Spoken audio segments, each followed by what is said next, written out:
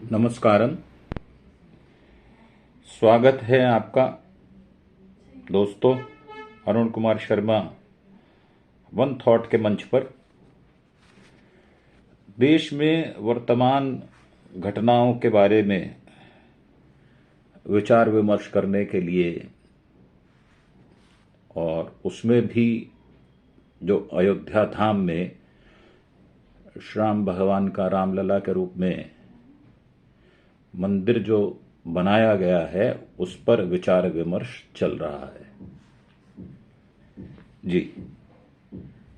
तो जो मंदिर के बारे में, मंदिर के विषय में जो विचार पहला सर्वप्रथम आता है वो ये कि क्या रामलला मंदिर में भगवान राम रामलला के रूप में पूर्ण पुरुष के रूप में विराजित हैं या नहीं। मुझे लगता है कि शायद उस मंदिर में भगवान का पूर्ण पुरुष का रूप विराजित नहीं है। उसका कारण है कि जब हम रामलला को देखते हैं तो मर्यादा पुरुषोत्तम भगवान राम का चित्रण हमारे सामने होता है। वो चित्रण जो एक पिता के रूप में, एक राजा के रूप में, एक भाई के रूप में विलक्षण प्रतिभा लिए हुए होता है, वैसा राम हमारे मन के अंदर विराजित है। और वो राम पूर्ण पुरुष है, उसमें कहीं कोई कमी नहीं है।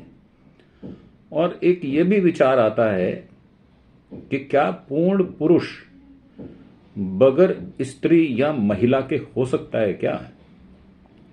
मेरा शास्त्र मुझे ये आदेश देता है कि पुरुष को पूर्णता प्रदान करती है महिला, एक स्त्री।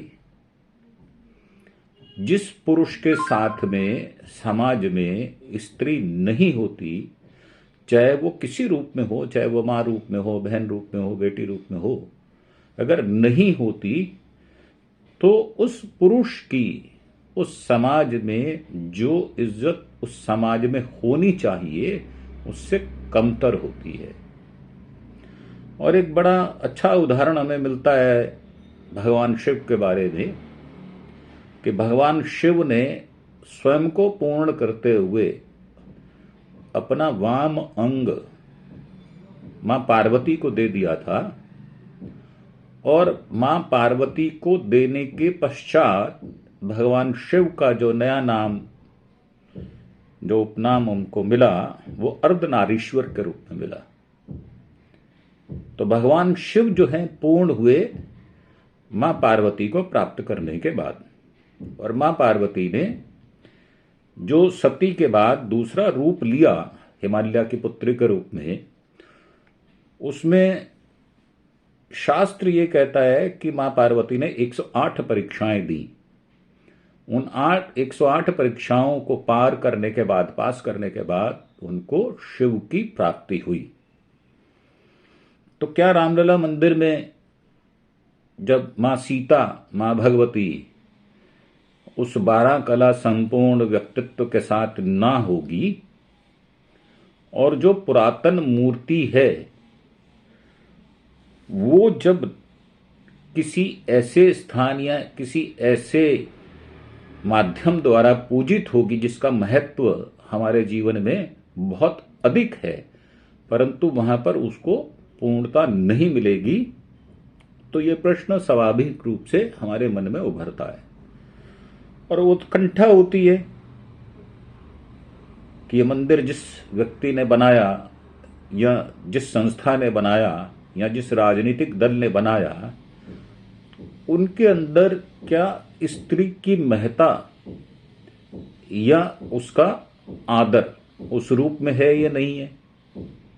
तो सबसे पहले तो ध्यान जाता है हमारे प्रधानमंत्री माननीय नरेंद्र मोदी जी की तरफ। मोदी जी ने बहुत पहले ही जब उनका विवाह हुआ, 7 फेरे लेकर वो जसोदा को लेकर आए अपने घर में, तो थोड़े समय बाद उन्होंने उनका त्याग कर दिया। अब ये बात थोड़ी महत्वपूर्ण हो जाती है कि जिसके व्यक्तित्व में न माँ हो, न बहन हो, न पत्नी हो, न बेटी हो, तो क्या वो स्त्रियों को उतनी रिस्पेक्ट या इज्जत दे पाते हैं या नहीं? और क्या रामलला मंदिर में भगवान को पूर्ण पुरुष रूप में विराजित किया गया या नहीं? तो जहां तक मेरा मत है, अगर हम वाल्मीकि की रामायण देखें तो उसमें यह कहा गया है कि भगवान की जो पत्नी मां सीता भगवती है वो श्रीलंका में करीब 435 दिन रही और करीब 111 दिन भगवान का युद्ध चला। जो 435 की संख्या है वो 4 को दर्शाती है और चतुर्भुज रूप उससे उभरता है। और जो 3 की संख्या है वो दर्शाती है त्रिलोकी की ऊर्जा को। इसके अलावा जो 5 की संख्या है वो पंच तत्व और पंच महाभूतों की व्याख्या करता है। रामायण के मुताबिक इन संख्याओं के मिलने से रावण का वध संभव हुआ।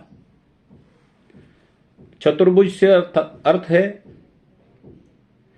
भगवान विष्णु के 7वें अवतार प्रभु श्री राम के रूप में जो चतुर्भुजी थे। पंच तत्व और 5 महाभूतों यानी कि इसी से मानव शरीर का निर्माण हुआ। साथ ही मानव शरीर का जब अंत होता है, जब मृत्यु से उसका समागम हो जाता है, तो ये पंचभूत अपने पंच प्राण में जाकर मिल जाते हैं। सरल शब्दों में कहें तो ये पंचभूत शरीर इन 5 अवयव जो हमारे शरीर के अंदर होते हैं उसमें विलीन हो जाता है। मुद्दा ये है कि क्या भगवान श्री राम को बाल रूप में जहां विराजित किया गया है, क्या वो पूर्ण पुरुष रूप में है या नहीं? वैसे बाल रूप जो है वो भगवान कृष्ण का, जो भगवान विष्णु का दूसरा रूप है, जो कलयुग में हुआ, द्वापर युग में हुआ, उसके पश्चात कलयुग शुरू हुआ और भगवान राम जो 12 कला संपूर्ण थे उनका त्रेता युग में प्रगटीकरण हुआ। तो जो व्यक्तित्व या जो महान पुरुष या देवता या भगवान त्रेता युग में हजारों लाखों साल पहले पैदा हुए, तो क्या रामलला मंदिर में एक बार फिर से उनका हरण नहीं हो रहा? यह गंभीर प्रश्न है और इसका उत्तर हम ढूंढने की कोशिश करेंगे। उसका कारण है कि जो भगवान श्री राम के जो मंदिर हैं वहां पर भगवान हनुमान जी का मंदिर भी स्थापित किया जाता है। बिना हनुमान जी के कोई भी भगवान श्री राम का मंदिर पूर्ण नहीं होता और बिना राम दरबार के उस मंदिर को पूर्णता प्राप्त नहीं होती, जिसमें भगवान श्री लक्ष्मण, हनुमान जी, उनका पूरा परिवार उसमें सम्मिलित होता है। और हम उस राम दरबार की पूजा भी करते हैं। जो लोग वैष्णव हैं वो इस बात को अच्छी तरह समझ सकते हैं। हिंदू धर्म में 2 विभाग किए गए हैं। जो शैव हैं वो भगवान शिव को मानते हैं और जो वैष्णव हैं वो भगवान विष्णु की पूजा विभिन्न रूपों में, विभिन्न अवतारों में करते हैं। तो जो रामलला का मंदिर बनाया गया, क्या वो पूर्णता लिए हुए है? जो मुझे उत्तर मिलता है अंतर्मन से, उसमें जवाब नेगेटिव आता है। आप पूरे विश्व में, पूरे देश में अगर भगवान श्री राम के मंदिर देखें तो आपको पता चलेगा कि मां भगवती उनके साथ में ही विराजती है। बिना लक्ष्मी के विष्णु अधूरे हैं। मां लक्ष्मी ही उनको पूर्णता प्रदान करती है। और समय समय पर उनसे उनका वार्तालाप या किसी विभिन्न विषयों पर विचार विमर्श भी होता है।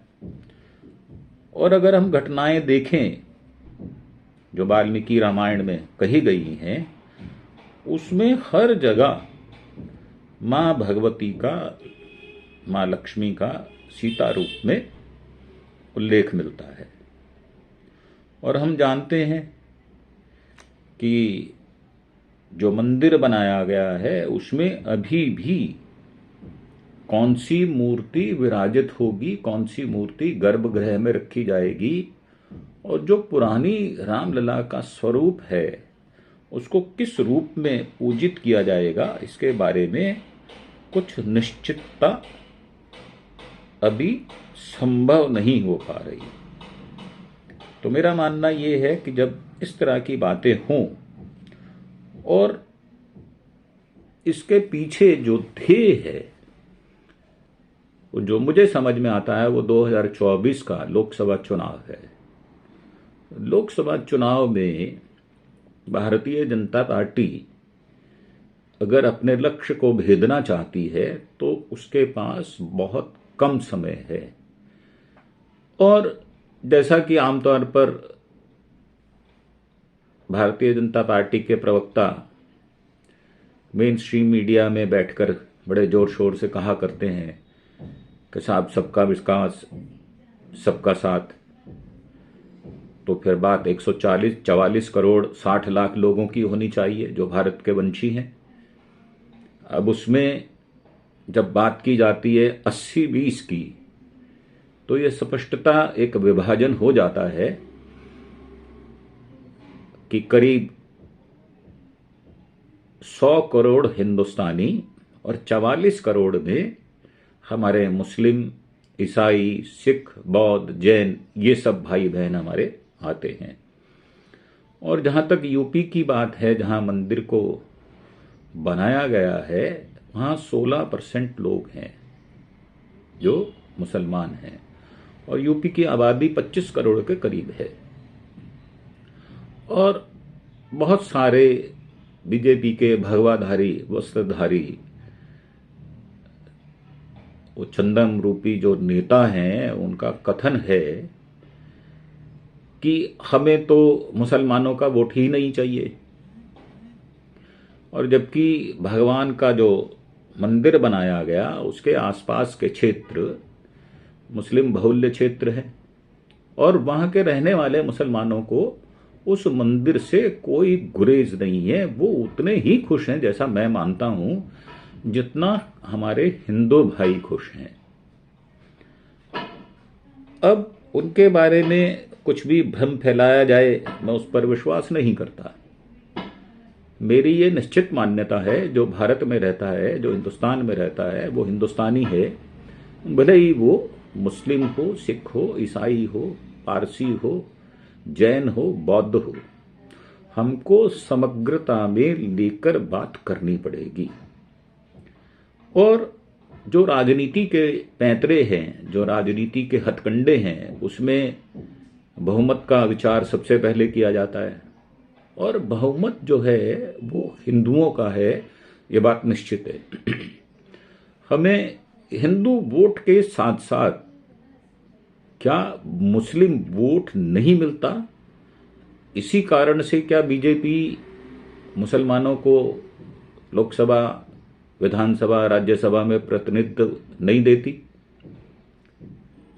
कारण स्पष्ट है कि भारतीय जनता पार्टी का विश्वास इस बात में अधिक है कि बहुमत के साथ रहा जाए। मतलब 80% जनता उसके साथ रहा जाए, और तुर्रा उस पे करीब 84-85 करोड़ लोगों को हम भीख में या उनको उपहार स्वरूप अनाज दे रहे हैं, जिसको हम मोदी जी की भाषा में रेवड़ी भी कहते हैं। तो क्या हम रेवड़ी देकर इस देश को ये निश्चित करना चाहते हैं कि उसका वोट हमें ही मिलेगा, हमारा एकाधिकार है? जबकि ये देश धर्मनिरपेक्ष है और भारत के संविधान से चलता है, तो क्या उस संविधान की अवहेलना नहीं होगी? और अगर धार्मिक दृष्टि से देखा जाए तो ऐसा महसूस होता है कि जो धार्मिक मान्यताएं हैं उनको भी ताक पर रखकर हम इस मंदिर के निर्माण में जल्दबाजी कर रहे हैं। और निश्चित तौर पर जो हमारी सभ्यता, जो हमारे विचार, जो हमारे पुराण या हमारे वेद हमें बताते हैं, वो बिना स्त्री, बिना महिला के पूर्णता को प्राप्त नहीं होते, ऐसा मेरा निश्चित विचार है। और जब इस विचार को और विस्तृत रूप दिया जाता है तो देखने में ये आता है कि भले ही आरएसएस हो, भले ही एबीवीपी हो, विश्व हिंदू परिषद हो, बजरंग दल हो, इनका जीवन, इनको मानने वालों का जीवन अधिकतर एकाकी होता है। और ये धारा जिसमें स्त्री का स्थान ना हो वो व्यतीत करते हैं। और जिस समाज में, जिस राज्य में, जिस प्रदेश में, जिस देश में महिलाओं का इस कदर अपमान हो, जिसमें साक्षी मलिक जैसी हमारी बेटियां भी शामिल हों, जिनके मुंह पर बूट रखकर उसको रौंद दिया गया हो, और वो ऐसी बेटियां हैं जिनको मोदी जी ने सिर पर हाथ रखकर आशीर्वाद दिया। उसके साथ साथ अगर हम मणिपुर को देखें तो वो भी वही कहानी कह रहा है। महिलाओं को निर्वस्त्र करके उनका जुलूस निकाला गया। और अगर हम कश्मीर की बात करें तो वहां पर जो हिंदू ब्राह्मण लोग थे 1990 में जब वो वहां से निकले तो उसमें बहुत सारी महिलाएं भी थी। और अभी पिछले 2-3 वर्षों की अगर घटनाओं का विवेचन किया जाए तो उसमें महिलाओं को भी गोली का निशाना बनाया गया है, वो शिकार हो गई। तो उनको हम एक शेल्टर दे पाए, ऐसा क्या भारत सरकार ने किया है? अगर नहीं किया तो ऐसा क्यों ना माना जाए कि भारतीय जनता पार्टी महिलाओं के विषय में संवेदनशील नहीं है। और यही परिभाषा परिलक्षित होती है रामलला के मंदिर में। जबकि अशोक वाटिका में जब 435 दिन मां भगवती सीता के रूप में वहां रही तो विभीषण की पुत्री ने उनका देखभाल का जिम्मा लिया। अर्थात भले ही रावण उनका अपहरण कर कर श्रीलंका में ले गए हों तो भी उनको जो शेल्टर दिया वो एक स्त्री रूप में उन्होंने उनको रखा, जिनका त्रिजटा नाम था। और त्रिजटा को हमारे रामायण में बहुत ही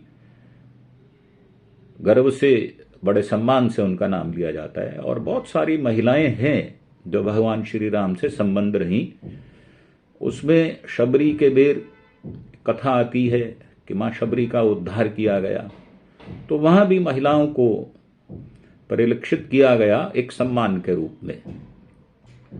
आज समाज में अगर देखा जाए तो महिलाओं की उपेक्षा या उनकी अवहेलना इस कदर है कि अगर यूपी में कोई कांड हो जाता है हाथरस में तो उस बेटी को रातों रात जला दिया जाता है।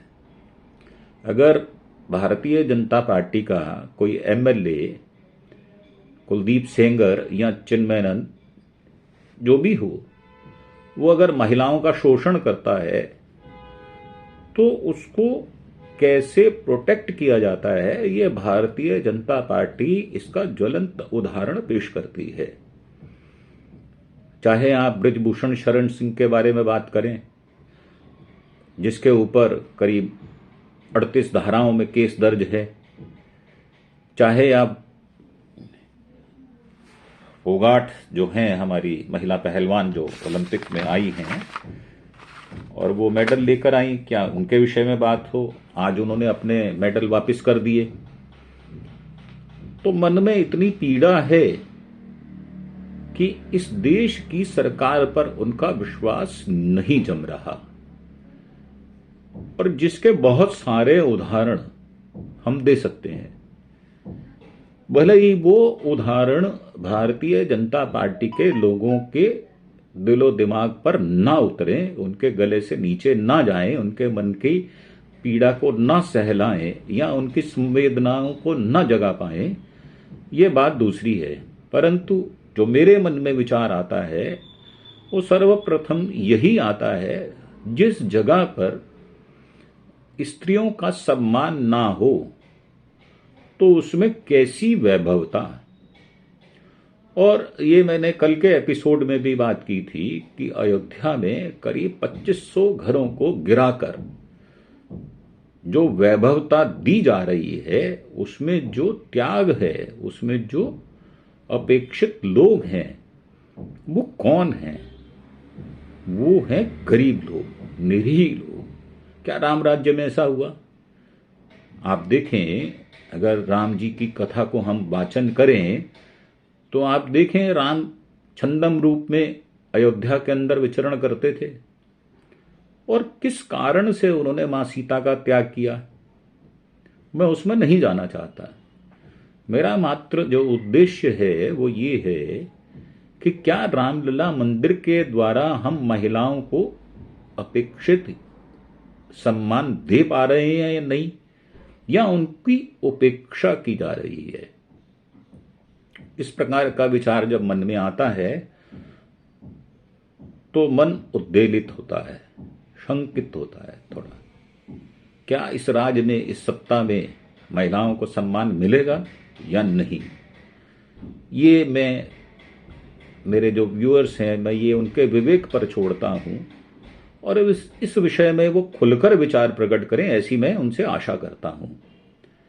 आज का विषय इसी पर केंद्रित मैंने किया है कि भारत में अगर वैसे भी देखा जाए तो महिलाओं का उतना सम्मान हम नहीं कर पाते, ये बात सत्य है। मैं सभी अपने देखने वाले, सुनने वालों से ये प्रार्थना करूंगा, इस विषय में जो भी उनके विचार हों, भले ही वो मेरे विरोध में हो, भले ही वो शास्त्रानुसार ना हो, परंतु सामाजिक सांस्कृतिक दृष्टि से जो विचार उनके मन में आते हैं उनका मैं स्वागत करूंगा, और ये अपेक्षा करूंगा कि वो विचार सार्थक होंगे।